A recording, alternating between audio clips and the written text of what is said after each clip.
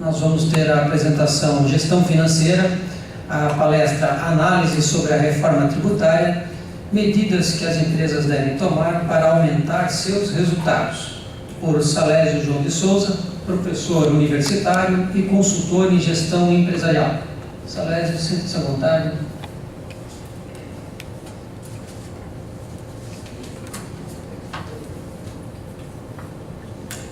Obrigado, presidente, pelo espaço. Obrigado a vocês da diretoria, colegas aqui da instituição também. É sempre uma alegria estar de volta aqui a Jaraguá. Gostaria de cumprimentar toda a plateia aí também para nós discutirmos um pouquinho sobre essa reforma tributária. E gostaria de evidenciar aqui um abraço também ao Leandro, ex-presidente que está ali, professor Murara, também colega aí de tanto tempo. Que bom, vamos vê-lo sempre. A empresa Paradigma, então, eu estou localizado em Curitibanos, bem no centro do estado. Cuide de não dobrar o estado, que é capaz de se amassar em toda a minha cidade, viu? Mas ela está bem localizada, então isso facilita, inclusive, o deslocamento. E estamos há mais de 15 anos trabalhando na área de gestão. Temos aí nosso planejamento, alguns serviços que a gente realiza na área para as empresas, alguns clientes que a gente já conquistou no decorrer deste período. E, direto ao assunto, até porque o nosso tempo é um pouquinho escasso, muito bom isso, mas é a reforma tributária, tentarmos discutir uma visão empresarial. Espera-se e fala-se muito, muitas empresas optaram pelo super simples, mas o super simples, há alguns momentos, onde acende aqui, Carminho? Ah, pronto, agora eu consegui. Deixa assim então, senão eu vou botar. Tem uma tecla embaixo. Vai pegar fogo. Pronto, viu? Manual de instrução sempre é uma beleza. Obrigado, manual de instrução. Legal, mas aqui então o super simples veio como se fosse o grande negócio há uns tempos atrás, mas ele tem uma alíquota de que quanto mais eu vendo, mais eu pago. Então tem hora que ele me deixa um pouquinho arrepiado, mas muitas empresas optaram por isso. Acreditem vocês, o que eu tenho visto no mercado e presenciado, que há empresas que imaginam que optaram e há empresas que fizeram essa opção. Então estou sentindo um pouquinho de distanciamento entre contador e empresário. E aí quando a gente fala sobre honorários de contador, parece que em alguns momentos isso é considerado um custo fixo apenas. Pois é, e ele deve ser e tem que ser o grande parceiro das empresas nessa parte. Aí eu me pergunto também, na hora de calcular o preço de venda, poucos empresários dominam exatamente o percentual que eles estão enquadrados. Então isso quer dizer, nós fazemos um preço de venda e muitas vezes estimado. Espero que nessa dedução a gente tenha levado resultados até hoje. Tenho visto dificuldades também nos empresários em separar o que é presumido e o que é lucro real e deixam essa alternativa para que alguém decida por eles. Que bom quando eles têm bons consultadores comprometidos e que podem fazer isso por eles. Mas o que me preocupa, senhores empresários, é até quando nós vamos ficar terceirizando decisões e até quando vamos correr e entender de coisas que são realmente tensas e complicadas, mas afetam diretamente a nós. Então, nesse relacionamento, ainda temos comunicação via envio de guias. Tenho visto isso em várias empresas, onde o contato com o contador tem sido o envio de guias mensal, e aí é óbvio, a hora que bate o office boy ou a própria contadora, despeja o Monte Darf em cima da empresa, a vontade de abrir as portas. Precisamos rever isso. 2018 está batendo as portas e com a reforma tributária, a gente, isso tem que parar. Essa parceria vai ter que ser muito afim. Ainda há muitos casos que não está claro o papel do contador. Pergunta: qual a última reunião de trabalho que teve com o seu contador sobre essa área tributária? que se fique um pouquinho em questionamentos. Os tributos, eles são divididos por equidade e por eficiência. Na área de equidade, é observado os critérios de benefício versus capacidade contributiva das empresas. Aonde diz também que na equidade todos devem contribuir de acordo com a sua capacidade econômica progressiva, que é a justiça fiscal. E claro, gente, isso é apaixonante de ler na legislação, aonde ela fala dessa igualdade e dessa equidade. O brasileiro ele tem isso, ele tem uma ótima redação, e quando a gente lê essa redação, isso mareja nossos olhos, porque nós acreditamos ser a verdade expressa e escrita. Mas assim está escrito, que o princípio da equidade seria esse. E os impostos sobre renda ou patrimônio e impostos de consumo analisados em separado isso. O princípio da eficiência nos coloca uma menor interferência na dinâmica da economia. A ideia seria que o Estado, a União como um todo, deixasse a economia rodar. Pouco houvesse essa intervenção, por isso a eficiência. Mais uma vez, relato a facilidade de redação que tem, mas de cumprimento nem sempre. As isenções geram distorções e devem ser evitadas. O uso do tributo como um estímulo ao desenvolvimento regional e redução de desigualdades. E nesse princípio também cabe observarmos o menor custo de conformidade para o contribuinte e o menor custo de administração para o Estado. Então a ideia desses dois princípios básicos é que o tributo facilitasse para todos e que o tributo fosse incidido tanto na parte de consumo quanto na parte de renda, mas de uma maneira que houvesse uma equidade entre todos. Nós temos observado o peso da carga tributária perante o PIB.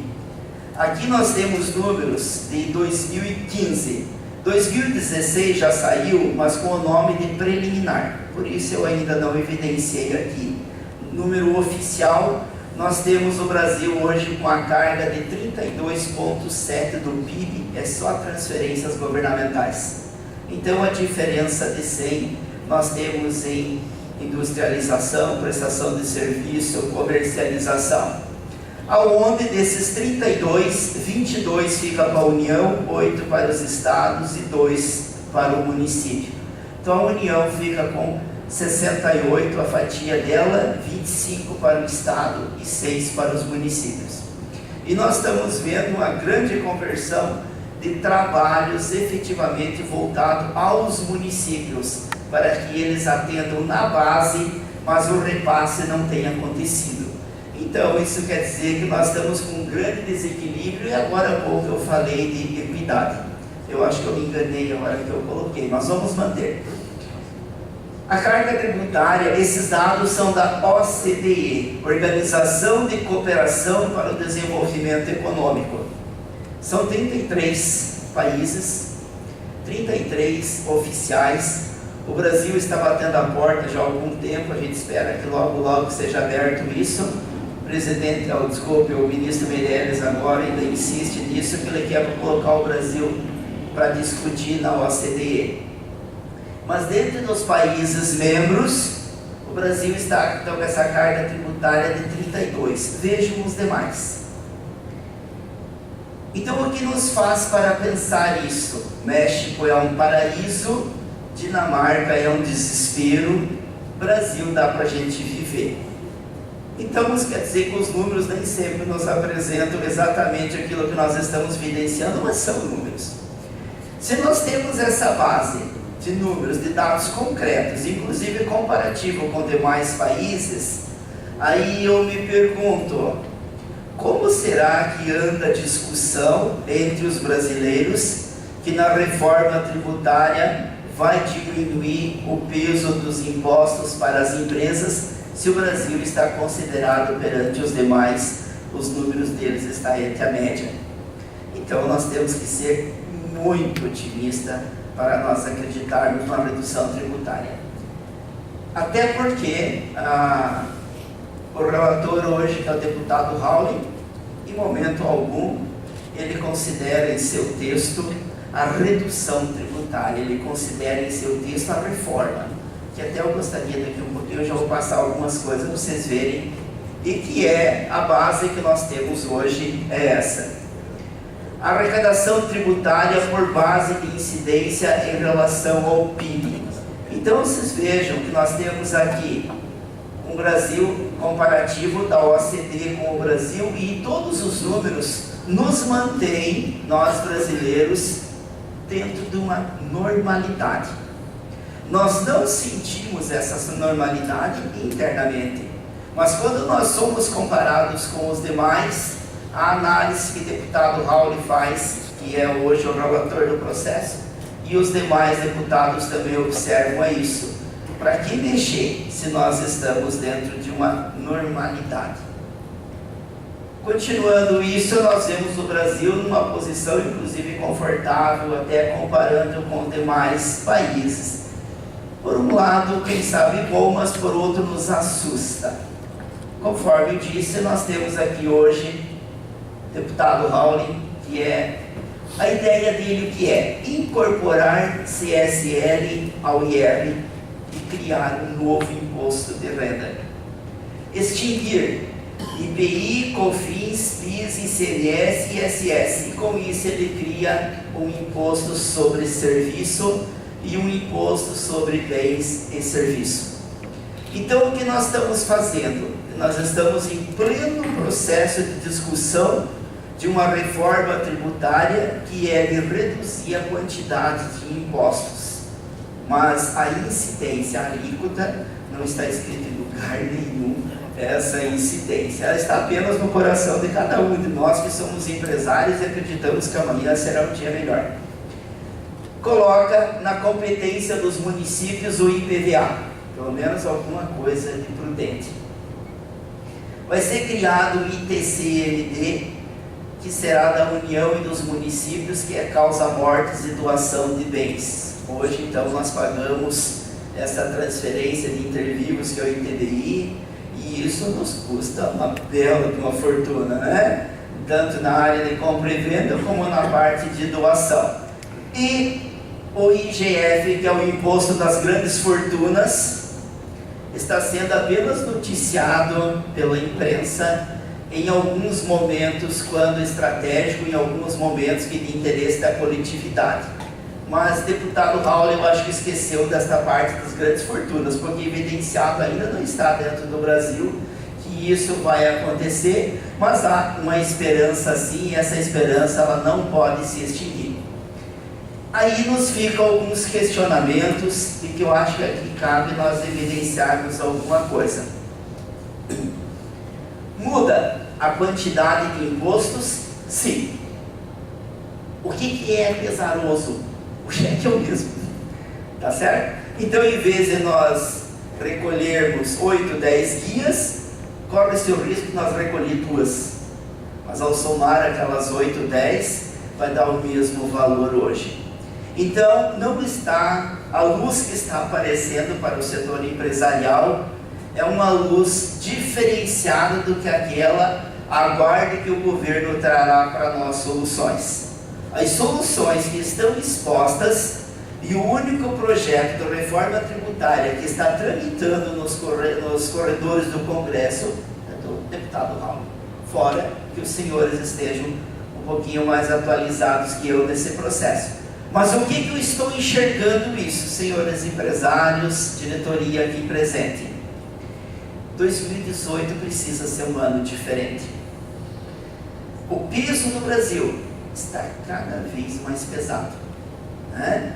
Nós estamos com problemas sérios previdenciários, enormes problemas de dívida interna, nós estamos com uma série de alternativas de incompetência na cobrança de algumas empresas e excesso de competência na cobrança de outras. Nos parece-nos que muitas vezes há uma legislação específica para alguns CNPJs e para outros não, porque para alguns o empresário corre o risco de inclusive passar alguns dias fazendo companhia ao garotinho, quem sabe impedindo ele ser novamente agredido com um taco de beisebol. Mas a outros empresários nos aparenta que ele pode tranquilamente ficar assim e a vida vai tocando. Então nós temos uma série de dificuldades hoje dentro do Brasil, que é no princípio da equidade. Então vamos lá. Se o problema do Brasil é o peso dele e não os seus tributos, novamente nos leva a isso. Esperarmos uma redução tributária? Não. Esperarmos sim uma redução da quantidade de impostos que nós pagamos.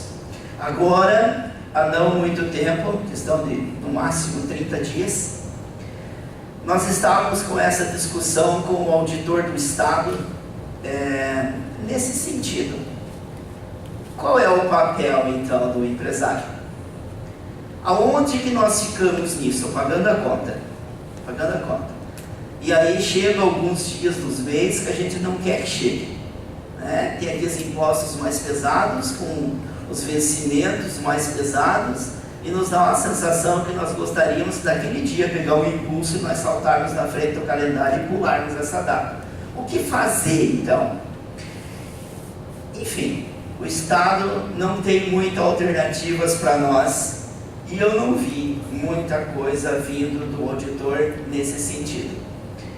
Mas agora aqui, esse público que eu tenho aqui neste momento, não é o outro lado do balcão. Nós estamos do lado de cá. Eu me sinto muito mais à vontade aqui no meio de vocês para dizer que essa queda de braço vai ter que ser via competência. Que eu digo isso via competência. Inúmeras as empresas ainda não entenderam o que é crédito tributário. Inúmeros compradores de empresa que ainda compram por 5% mais barato que uma empresa que não gera crédito de 17% para ele. Porque não está claro ainda para ele essa parte tributária. São várias as empresas que eu entro dentro dela e que estão se atrapalhando em botar preço nos seus produtos. Então, imagino que estancada esta cortina que a imprensa nos leva para todos os lados. Eu tentei trazer aqui para vocês um pouquinho de verdade e nada de escondido debaixo do tapete quanto a dados e a números que não vão mudar. Nós precisamos ser competentes e muito mais. Então o nosso relacionamento vai ter que ser diferente. Somente mudaremos tributos após uma reforma política. Isso consta no texto do deputado Raul. Até ele sabe disso. Mas a reforma política, já estamos tratando isso desde que eu comecei a estudar, professor, no jardim. Eu estudava no colégio de irmãs e elas já diziam para mim: aguarde, meu filho, vai ter a reforma política. Parece que até hoje não chegou, mas eu ainda sou um guri. Eu imagino que nós vamos ter tempo para ver isso. Mas o peso não vai mudar. A carga que o Brasil leva, o custo do nosso Senado, o custo das nossas câmaras de deputados, das câmaras de vereadores, de todo o processo legislativo, e não só disso, o custo que nós temos, as estradas que eu peguei agora há pouco já nos faz a pensar, né? Mas eu estava vendo outro dia na imprensa a meia entrevista do secretário. Perguntaram para ele: secretário, está caindo algumas pedras na Serra do Rio do Rastro, qual é a solução?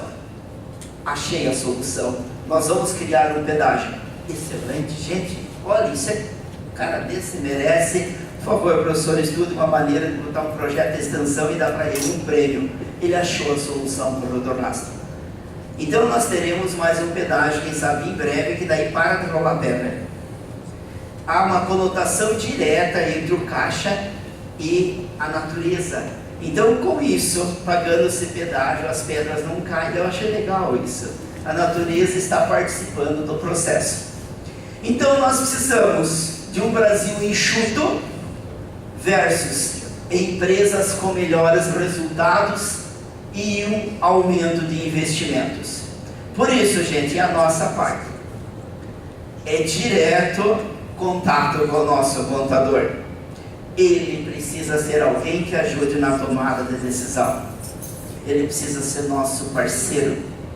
Ajude ele a se organizar na área tributária e cobre dele isso, mas faça ele participar também das suas decisões. Nós estamos entrando num ano que aonde nós precisamos ganhar é pela inteligência gerada dentro da nossa empresa, que é trabalhar com isso. Como está então o preço de venda na minha empresa versus o enquadramento tributário? Citei há pouco e volto a trazer de novo aqui.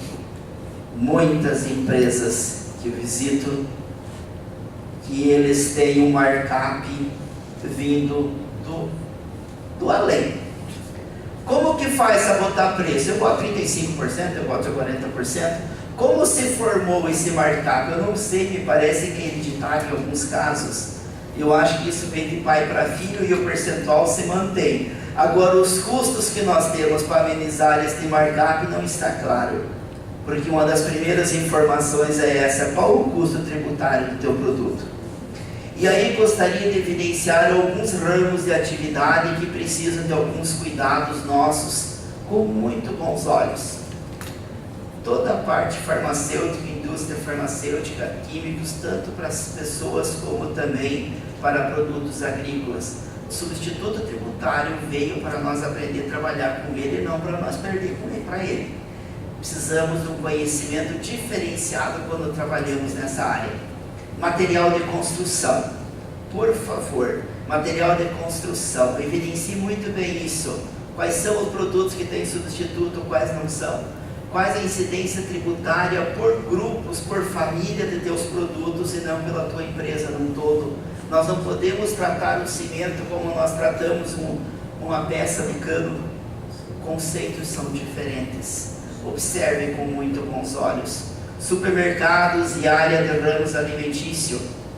Meu Deus, nós não podemos tratar tudo de alguma da mesma maneira.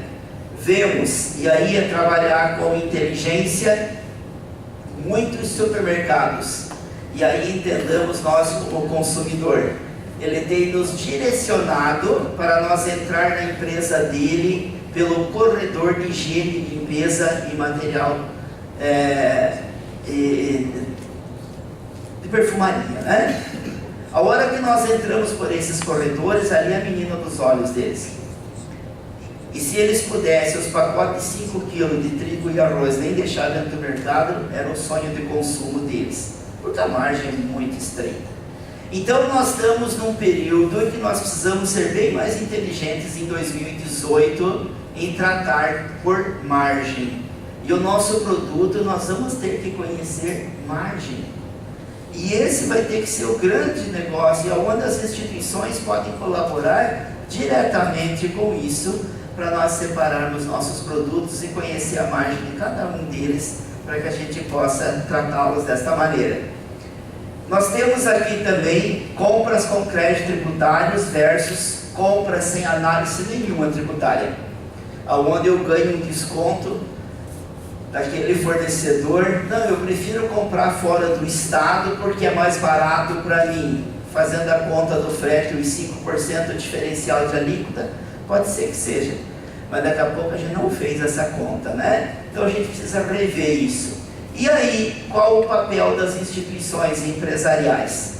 Vocês hoje compõem, senhor presidente, hoje também, uma grande instituição na mão de vocês. Não dá para se calar. Nós precisamos acionar o pessoal político daqui da nossa região, da minha região também, a gente já está fazendo isso, e nós precisamos fortalecer essa diminuição desse custo do Estado. A reforma tributária não é a primeira coisa, ela vai ser posterior. Enquanto nós não diminuir o custo do nosso Estado, que é a nossa reforma política, eu entendo que todas as pessoas que vocês da diretoria representam hoje vai estar custando no bolso deles. Vamos sim reverter este quadro um dia, nós temos que acreditar, mas agora que diminuiu o nosso peso político hoje, que essa é a primeira reforma. E isso tem sido citado. Então, qual o papel das instituições? Gritar, espernear.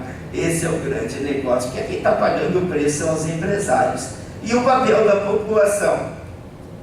teremos uma alternativa ímpar, mês de outubro do ano que vem. Pode ser uma grande alternativa, tá? A segunda alternativa é continuarmos como estamos, aceitando que está tudo legal, nos manter desta maneira, e o que me assusta é, e assim como empresário eu também sei, quando vem aquelas guias, que desespero que dá, né?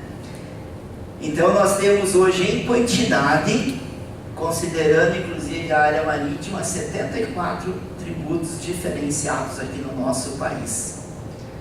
O que vai diminuir essa quantidade? Percentual, não vejo alternativa nenhuma por enquanto, tá? Deixar aqui alguns contatos, podemos construir, depois evoluir, e agradecer pelo espaço concedido. Presidente, muito obrigado pelo tema. Obrigado a todos.